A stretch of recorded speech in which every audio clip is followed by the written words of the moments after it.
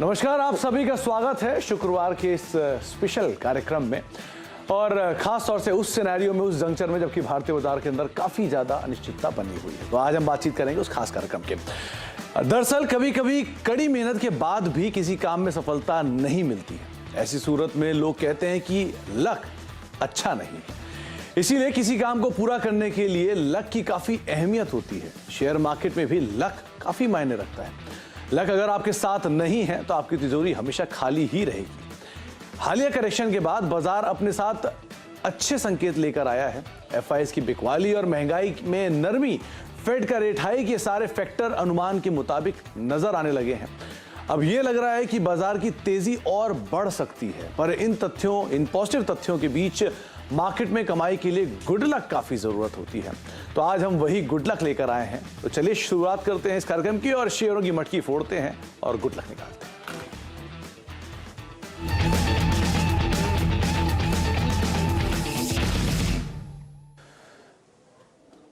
तो आज असल में दो मूवीज रिलीज हो रही हैं। पहली मूवी है एक विलन रिटर्न, जो पिछली मूवी थी एक विलन, उसका सीक्वल आज रिलीज हो रहा है। जॉन अब्राहम साहब हैं इस मूवी के अंदर, अर्जुन कपूर हैं, इसका दिशा पटनी है और एक जो पुरानी मूवी थी उसी के ही तर्ज पे इसको बनाया गया है। तो यहाँ पर एक स्ट्रॉन्ग एंटरटेनर, एक्शन एंटरटेनर की बातचीत हो रही है। और दूसरी मूवी जो रिलीज हो रही है वो है गुड लक जेरी।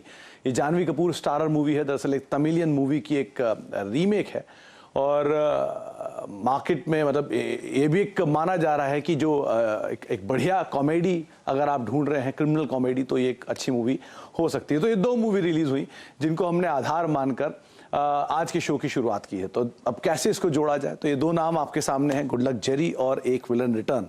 तो मार्केट में क्योंकि सेंटिमेंट थोड़ा थोड़ा सुधर रहा है तो हमने दोनों ही नामों को जोड़ दिया। तो गुड लक जेरी और एक विलन रिटर्न से आपके सामने नाम बन गया गुड लक रैली रिटर्न, क्योंकि मार्केट में बढ़िया रैली भी आते हुए दिखाई पड़ रही है। अब ये रैली कैसे जस्टिफाई होती है जरा ये भी आप देख लीजिए। दरअसल हाल फिलहाल में 15 जून के आसपास या 17 जून के आसपास निफ्टी ने जो लोज बनाए थे वहां से भारतीय बाजार ने एक बढ़िया रिकवरी दिखाई है। वो रिकवरी 10% के आसपास इंडिसेस फ्रंट पे आपको दिखाई पड़ेगी। मिड कैप, स्मॉल कैप में एक अच्छा मूव आता हुआ दिखाई पड़ा है, निफ्टी बैंक में एक अच्छा मूव आता हुआ दिखाई पड़ा है। और उस समय पर माना जा रहा था कि बाजारों में शायद अभी भी 12,000, 12,500 के आंकड़े खुलते हुए दिखाई पड़ेंगे, लेकिन आंकड़े कुछ उसके उलट हुए और इंडेक्स ने बढ़िया तेजी दिखाई, 17,000 का आंकड़ा भी पार कर लिया। तो पहला पार्ट तो ये हो गया। ये आपकी स्क्रीन पर वो रिटर्न है। निचले स्तरों से जून के निफ्टी करीब 10%, सेंसेक्स करीब 11%, निफ्टी बैंक करीब 15% के आसपास का मूव दिखा चुका है। ये इंडेक्स फ्रंट पर मूव है, लेकिन इसके साथ साथ एक और बड़ा इंटरेस्टिंग आंकड़ा जो कि हाल फिलहाल में हुआ है वो है एफआईएस की बिकवाली का आंकड़ा। 2 एफआईएस की बिकवाली अभी भी चल रही है और अभी भी आंकड़ा काफी बड़ा है, लेकिन ये 4 नंबर आपको दिखाई पड़ेंगे। 13 जुलाई के बाद 2839 करोड़ रुपए की बिकवाली एफआईएस ने उस दिन की थी। उसके बाद से एफआईएस की तरफ से इतनी बड़ी बिकवाली अब तक नहीं देखने को मिली है। जो खरीदारी आ रही है वो 1780 करोड़ की है, 1799 करोड़ की है 20 जुलाई 21 जुलाई को। कल का आंकड़ा भी 1600 साढ़े 1600 करोड़ रुपए के आसपास का देखने को मिला था। लेकिन इंटरेस्टिंग पार्ट यह है कि इस ड्यूरेशन में जो एफआईएस की बिकवाली हुई भी है वो उतनी बड़ी नहीं हुई है, उस इंटेंसिटी की बिकवाली नहीं हुई है जिस इंटेंसिटी की 2839 करोड़ रुपए की, 800 करोड़ की, 700 करोड़ की, 300 करोड़ की ये बिकवाली जरूर हमने इस ड्यूरेशन के अंदर आते हुए देखी है। तो एफआईएस की बिकवाली थोड़ी थोड़ी थमने लगी है। फेड रेट की बातचीत डिस्काउंट हो चुकी है। मार्केट में ज्यादातर सब बुरी खबरों का दौर हम डिस्काउंट करते हुए दिखाई पड़ रहे हैं और शायद इसीलिए भारतीय बाजारों में लोअर लेवल से एक बढ़िया रिकवरी बनते हुए दिखाई पड़ रही है। इस रिकवरी के बाद अब आपकी रणनीति क्या हो, क्या मान रहे हैं जानकार, कौन सी कॉल्स, कौन सी पिक्स के ऊपर आपको नजर रखनी होगी, इस पर हम बातचीत करेंगे हमारे तीनों जानकारों से। संजीव होता साहब हमारे साथ मौजूद हैं बातचीत करने के लिए, आशा जैन है और साथ साथ शरद अवस्थी हमारे साथ मौजूद हैं इस पर बातचीत करने के लिए। आप तीनों को नमस्कार, तीनों का स्वागत है। संजीव जी, मूवी देखेंगे क्या आज? एक विलन तो देखना बनता है क्योंकि मोहित सूरी बहुत अच्छे डायरेक्टर हैं इसके। तो पिछली वाली आपने देखी थी? पिछली वाली जी, तो पिछली वाली तो बहुत मूवी थी जो रितेश देशमुख की थी, सिद्धार्थ मल्होत्रा की, वो तो बहुत अच्छी थी। तो आज वाली मूवी जॉन अब्राहम के लिए, दिशा पटनी के लिए, किसके लिए देखेंगे आप? मैं मोहित सूरी के लिए देखूंगा क्योंकि वो डायरेक्टर बहुत ही मंझे हुए डायरेक्टर है। तो मुझे लगता है डायरेक्शन बहुत अच्छा होगा। चलिए, अच्छा, तो मार्केट को लेकर व्यू क्या है, क्या करना चाहिए संजीव सर? मार्केट्स में आपका रुख रवैया भी कैसा दिख रहा है? अच्छी रिकवरी आई लोअर लेवल से, क्या सस्टेनेबल है या नहीं है, कैसा रुख रहेगा? देखिए, इसमें दो चीजें हैं। आपने जैसे अब ये सब ग्राफ दिखा रहे थे, बहुत निचले स्तर से एक अभी हमने अच्छा रिकवर किया है और एक एक्सट्रीम पेसिमिज्म जोन से एक न्यूट्रल जोन में आ गए हैं, जहाँ पे लग रहा है कि इन्फ्लेशन है, फेड रेट हाइक है, रशिया यूक्रेन क्राइसिस है, चाइना स्लो डाउन है, तो सब एक बार वो खबर हम 50 चुके हैं। तो वो चीज ठीक है, लेकिन अभी भी जो प्रॉब्लम है वो आउट ऑफ विंडो तो गई नहीं है। हम ये तो जान चुके हैं कि प्रॉब्लम्स क्या हैं, लेकिन आउट ऑफ विंडो अभी भी नहीं है।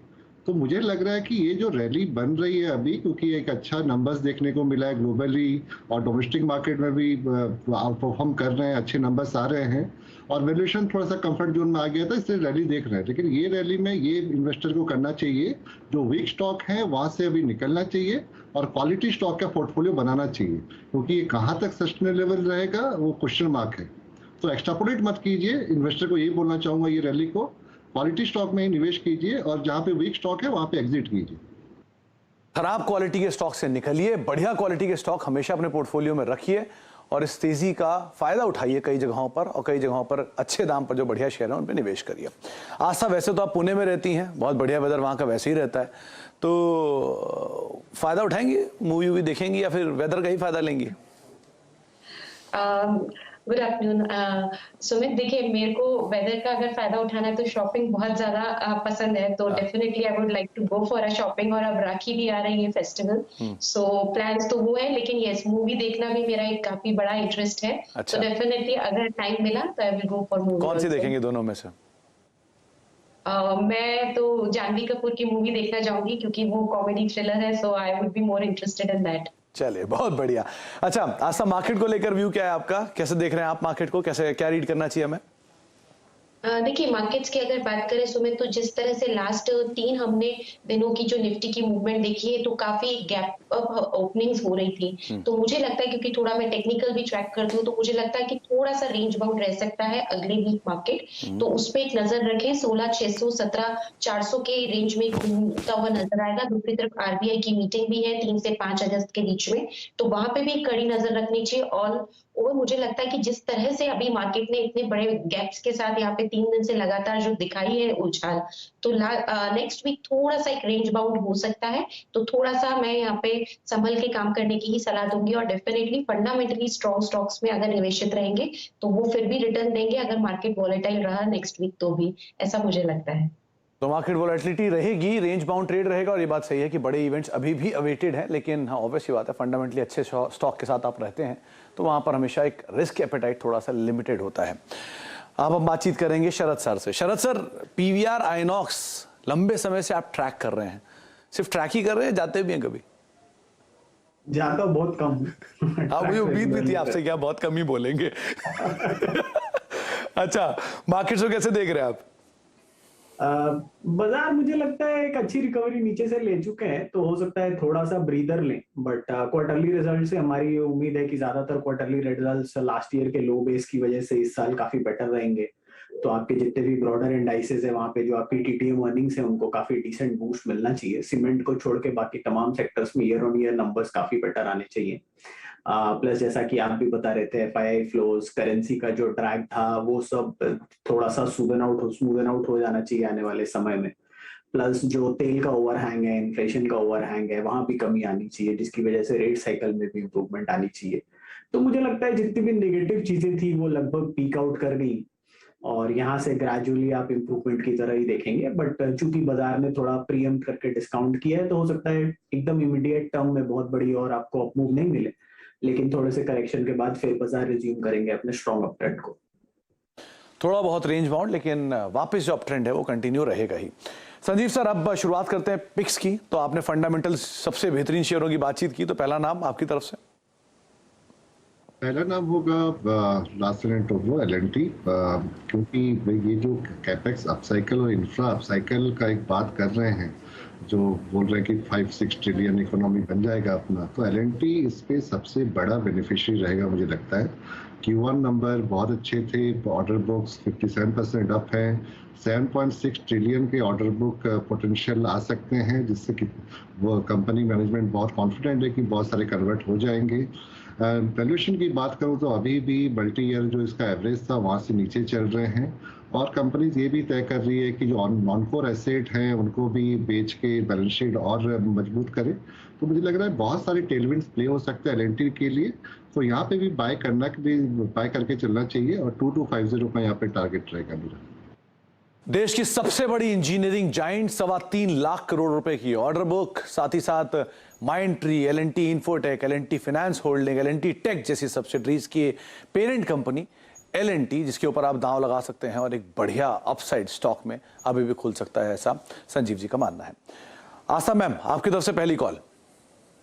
मोल्टेक पैकेजिंग मुझे पसंद आता है। देखिए नंबर्स काफी सॉलिड पोस्ट किए हैं जो ये क्वार्टर के रिजल्ट्स है, क्योंकि लगभग 55% की ग्रोथ तो यहाँ पे रेवेन्यू में दिखाई है और 80% की ग्रोथ इन्होंने बॉटम लाइन में दिखाई है। एक और अच्छी चीज जो कंपनी के लिए मुझे लग रही है कि ये नई कैपेसिटी एडिशन कर रहे हैं और अगर नए कैपेसिटीज आएंगे तो वो और ज्यादा यहाँ पे डिमांड को मीट करते हुए नजर आएंगे, क्योंकि ये जो नए प्लांट अपने ऐड कर रहे हैं लखनऊ के अंदर, ये नए प्लांट लगा रहे हैं तो वो एक पॉजिटिव रहेगा। बल्कि जो एग्जिस्टिंग प्लांट्स है वहां पे भी कैपेसिटी बढ़ाई जा रही है दमन और मैसूर में, तो मुझे लगता है वो भी अच्छा है। और जिस तरह से हम सब जानते हैं Moldtek packaging basically containers, plastic containers बनाती है, पैकेजिंग कंटेनर्स, तो ये कॉस्मेटिक्स और फार्मास्यूटिकल इंडस्ट्री में काम में आता है और कंपनी अब पूरा फोरे भी कर रही है फार्मास्यूटिकल बिजनेस में। और तो मुझे लगता है कि ये जो नए फोरेज हो रहे हैं ये भी काफी महत्वपूर्ण रहेंगे कंपनी के लिए। तो all in all Moldtek packaging पसंद आता है। मुझे लगता है 950-960 तक के टारगेट्स हमें देखने को मिल सकते हैं आने वाले कुछ महीनों में। तो एक medium term point of view से मोल्टेक पैकेजिंग में खरीदारी करने की सलाह है 950 से 960 के लक्ष्य के लिए। ये कॉस्मेटिक का आपने ज्यादा जिक्र किया, उसी समय आपने इसको ध्यान दिया क्या पहले? बेसिकली देखा जाए तो रिजल्ट्स बहुत सॉलिड आए थे, तो मेरी नजर रिजल्ट्स को देख के पड़ी और उसके बाद बिजनेस मॉडल भी काफी सॉलिड लगा। In fact Q on Q basis पे भी नंबर्स काफी बेहतर थे और खास तौर से राइजिंग इनपुट कॉस्ट सिनेरियो में इन्होंने नंबर्स अच्छे दिए, तो इस लिहाज से भी आप नजर रख सकते हैं मोल्टेक पैकेजिंग के ऊपर भी।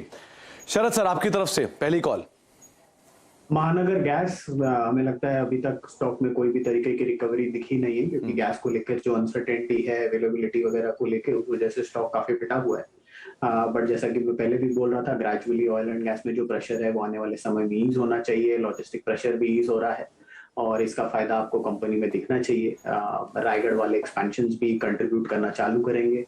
कंपनी पीएनजी में लगभग 12.5 लाख कस्टमर्स को केटर करती है, फुल कैपेसिटी पे 16 लाख कस्टमर्स को केटर कर सकती है। और ग्रेजुअली गेल की तरफ से जो नए सरकार के नियम भी आए हैं गैस पूलिंग और गैस एक्विजिशन के, उसका भी फायदा इनको आने वाले समय में मिलना चाहिए।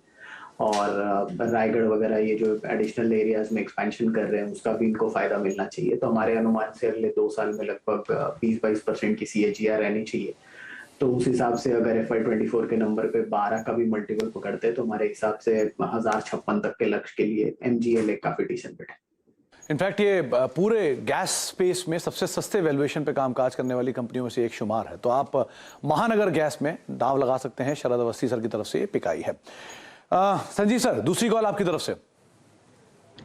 जी, जो दूसरी कॉल है वो है M&M ऑटो स्पेस से है। कंपनी अभी जिस तरह से एग्रेशन दिखा रही है न्यू लॉन्चेस को लेकर, मार्केट शेयर का क्लियर गेन मिल रहा है उनको, और सारे जितने प्लान हैं कंपनी के लॉन्ग टर्म को लेके 25% kind of revenue growth by 2025 और उसके बाद ROE 18% पहुंचने का उनका जो इंटेंट है बाय 25, वो बहुत ही प्रॉमिसिंग इंटेंट लग रहा है।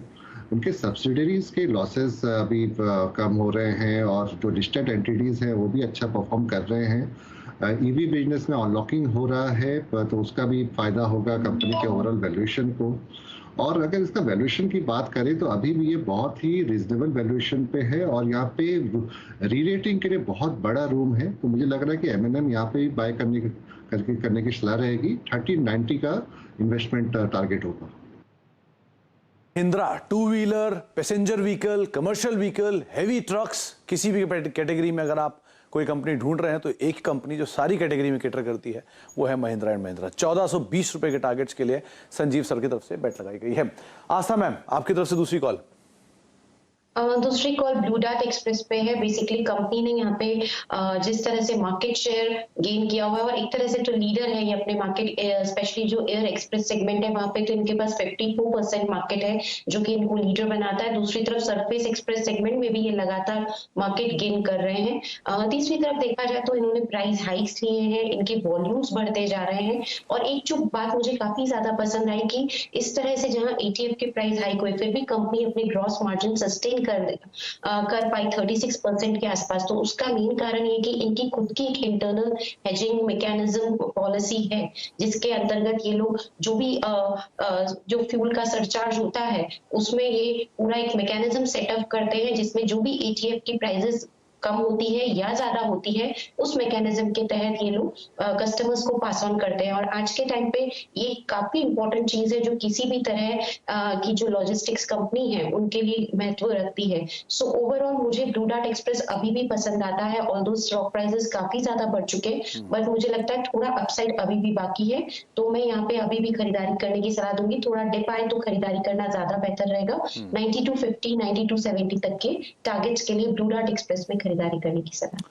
रिकॉर्ड स्तरों पर स्टॉक कामकाज कर रहा है। दुनिया की सबसे बड़ी जो लॉजिस्टिक कंपनी है DHL, उसकी आम ब्लू डार्ट, जिसके ऊपर आप नजर बनाकर रख सकते हैं। एक बोनस भी आया था, डिबेंचर बोनस कुछ साल पहले, उसका शेयर नीचे आया और वहां से वापस क्या रफ्तार पकड़ी है और अब ये ऑल टाइम हाई से करीब कामकाज करता हुआ दिखाई पड़ रहा है। तो यहां पर भी आप तेजी खेल सकते हैं और आस्था जी का मानना है कि शायद यहां एक अच्छे अपसाइड और खुल सकते हैं। स्ट्रॉन्ग नंबर्स इस क्वार्टर के भी कंपनी ने पोस्ट किए थे।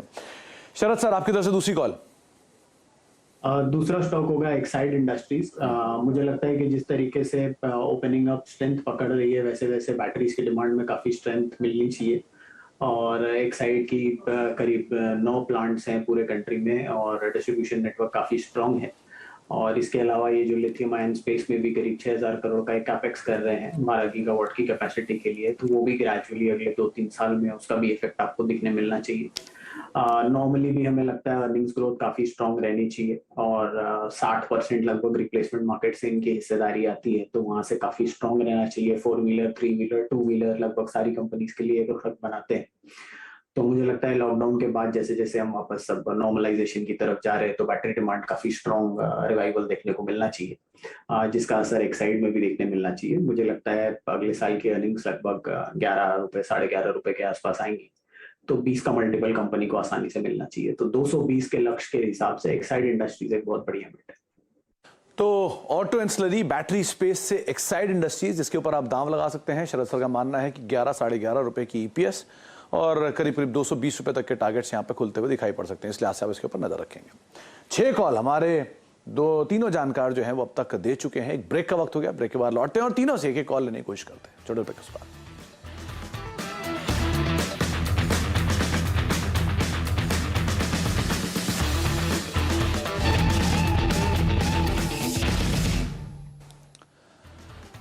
गुड लक रैली रिटर्न्स, हमारी खास पेशकश में आप सभी का स्वागत है। और 3 जानकार हमारे साथ मौजूद हैं। संजीव होता है, आस्था जैन है और शरद अवस्थी हैं, जिनसे उनकी इंडिविजुअल पिक्स, मार्केट्स को लेकर उनके रुख रवैये पर बातचीत कर रहे हैं। संजीव सर, 2 कॉल्स आपकी तरफ से हो चुकी हैं, L&T और M&M। तीसरी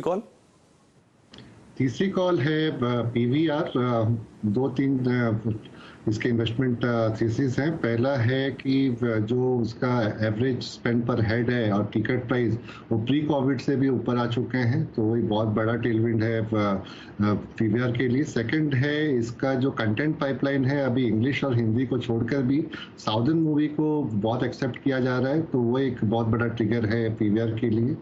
थर्ड ये है कि इसका जो आइनॉक्स के साथ जो मर्जर प्लान है, तो इसका एग्रेसिवनेस जो ऑलरेडी है पैन इंडिया प्रेजेंस में वो और निखर के आएगा और बहुत बड़ा प्लेयर होके सामने आएंगे आइनॉक्स और PVR दोनों मिलके। वैल्यूएशन अभी भी रीजनेबल लेवल पे है, तो यहाँ पे एक इन्वेस्टमेंट बाय करके चलना चाहिए। 2250 का टारगेट होगा PVR पे। तो Priya village road show PVR Sanjeev sir की तरफ से अगली कॉल है। और वैसे भी संजीव सर और आस्था मैम तो कंट्रीब्यूट करते ही हैं, कुछ दिन बाद शायद आने वाले समय में शरद सर भी थोड़ा बहुत कंट्रीब्यूट करेंगे इसके रेवेन्यूज में, तो और नंबर्स इंप्रूव होते हुए दिखाई पड़ सकते हैं। खैर, आस्था मैम आपकी तरफ से तीसरी कॉल। कंट्रोल प्रिंट अच्छा लगता है और बेसिकली रिजल्ट्स बहुत सॉलिड थे क्योंकि ये कोडिंग और मार्किंग सोल्यूशन प्रोवाइड करता है, तो मुझे लगता है कि ये अपने आप में एक तरह से पायनियर है जो इसका बिजनेस मॉडल अलग से इसे बताता है। एक और पॉइंट जो अच्छा लगता है, जहाँ सभी कंपनीज के मार्जिन टूट रहे थे, इन्होंने यहाँ पे मार्जिन में जबरदस्त एबिटा मार्जिन में ग्रोथ दिखाई है, तकरीबन 27% के आसपास आए हैं जो 21-22% थे। और तीसरी बात, जो इनके कंपेटिटर्स हैं ये उनके भी फील्ड को पेनिट्रेट कर रहे हैं, मेरे को लगता है, तो वो भी कंपनी के लिए काफी बड़ा ग्रोथ ड्राइवर होगा going forward. So in short 560 के लक्ष्य के लिए कंट्रोल प्रिंट को भी मैं long term point of view से खरीदारी करने की सलाह दूंगी। तो 560 रुपए के टारगेट्स के लिए आस्था मैम की तरफ से कंट्रोल प्रिंट ये एक नाम है जिसके ऊपर आप दांव लगा सकते हैं।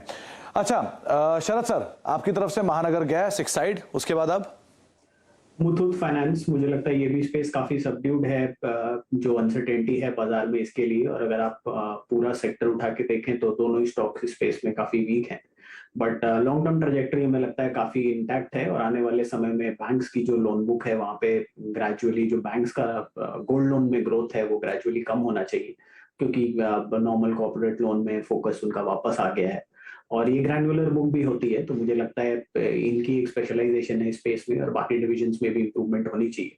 अगर आप देखें पिछले 10 साल में लगभग 26,000 करोड़ की लोन बुक 58,000 करोड़ हुई है, और पर जो ब्रांच इनका लोन भी आउट डिस्पर्सल है वो भी लगभग डबल हुआ है, तो one of the largest companies है। तो मुझे लगता है ये स्पेस ऐसी है जहां आने वाले समय में भी ग्रोथ रहनी चाहिए। तो अगले 1-1.5 साल में हमें लगता है बुक वैल्यू लगभग 540 के आसपास आनी चाहिए, तो 2.5 के मल्टीपल पे 1350 के आसपास के टारगेट्स बनते हैं। तो मुझे लगता है मुथूट फाइनेंस एक काफी बढ़िया टाइम वैल्यूएशन।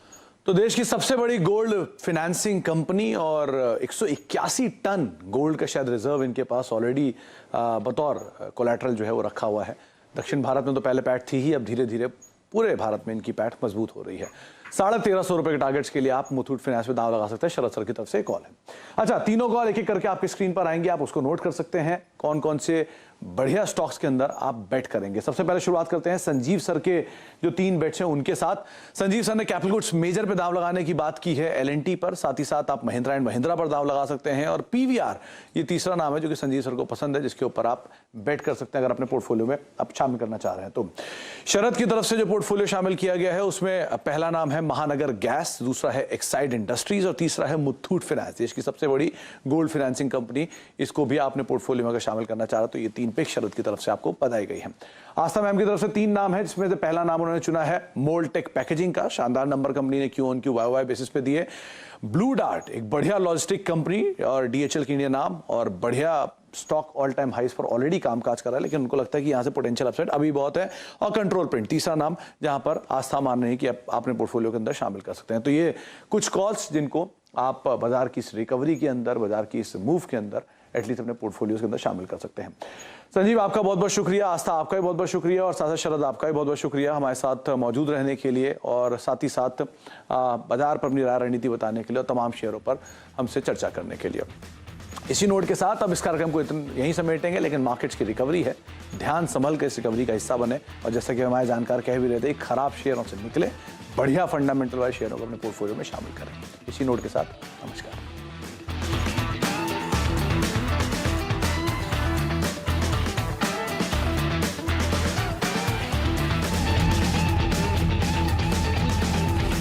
L'amour, l'amour